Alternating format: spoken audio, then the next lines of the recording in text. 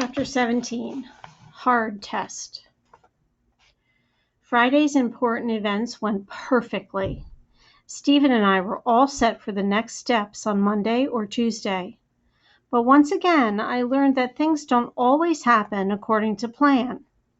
Because Friday after school, as I sat in the library doing my outside reading, Mrs. Hackney came marching up to my table and said, "Nora, please follow me." The principal turned around and marched out of the media center, across the hall, and into her office. I barely had time to glance at Stephen, and he gave me a quick thumbs up as I hurried after Mrs. Hackney. We hadn't thought this part of the plan would begin until after the weekend. Mrs. Hackney stood behind her desk and said, "Please sit down, Nora." When I was in the chair across from her, she held up 3 pieces of paper and said, "I want to know something, and I want to know it right now. This is your spelling test from this morning, and you got a 0 on it. This is your math test from 4th period, and you got a 0. And this is your science test from 2 hours ago, another 0. 3 tests, and you got a 0 on each one. And I want to know the meaning of this. We all know you're a brilliant child, Nora, and the only possible conclusion is if you have gotten these 0s on purpose, and I demand to know why, right now. Out with it. Why did you get these 0s? I had told Stephen I would be brave when our plan started to heat things up, and now I was having my hardest test of the day, the angry grown-up shaking papers in my face test. Mrs. Hackney repeated the question, "Why did you get 0s on these tests?" I had been rehearsing my answer to that one. I said, "I got 0s because I got all the answers wrong." Mrs. Hackney's face bunched up until her eyes were little slits below her eyebrows. Then she found her voice, and it wasn't pretty. "Don't you dare be smart with me, young lady. Why did you deliberately get every question wrong on these tests? Tell me." I looked at her right in the eye and said, "Because all 3 of these tests are nothing but simple memorization, same as almost all the other tests we take. So I decided to express my opinion about this kind of testing. These tests each got the score they deserved, 0. This was a tricky moment, because if Mrs. Hackney just kept getting madder and madder, I could get suspended, or even expelled from school.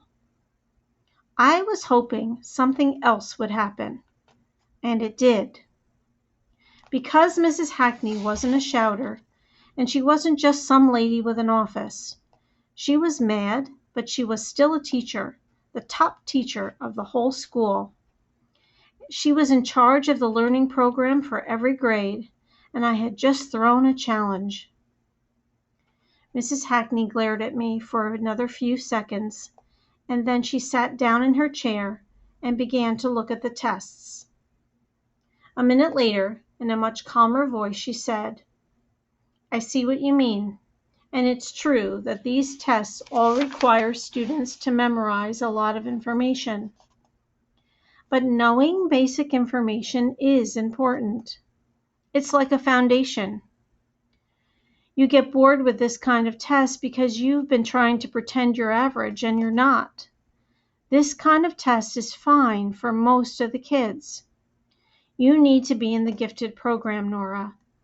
In the gifted program, you'd have lots of creative challenges. That's what you need.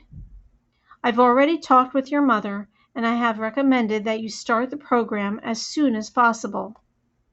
Maybe you should even skip ahead into 6th grade, or even 8th. I could tell Mrs. Hackney liked that skipping grades idea. Even skipping to 6th grade would move me right out of her school. It was an instant solution. No more Nora. But I shook my head. What about all the other kids? I get to go and do creative and exciting things, and all the other kids get worksheets and memorization and the same old stuff week after week. That's not fair. Mrs. Hackney was still the principal, and she wasn't going to sit around and argue with a fifth grader. So she stood up and said, "You may go back to the library now. I'm sorry I lost my temper, but you have upset all your teachers. A gift like yours comes with responsibilities, Nora. I want you to think about that. You have responsibilities. You may go now, but this matter is not over." As I walked back to the library, I obeyed Mrs. Hackney. I thought about what she had said, how a gift like mine comes with responsibilities. Mrs. Hackney was absolutely right. I did have responsibilities, except she and I had different ideas about what those responsibilities were. And Mrs. Hackney was absolutely right about something else, too.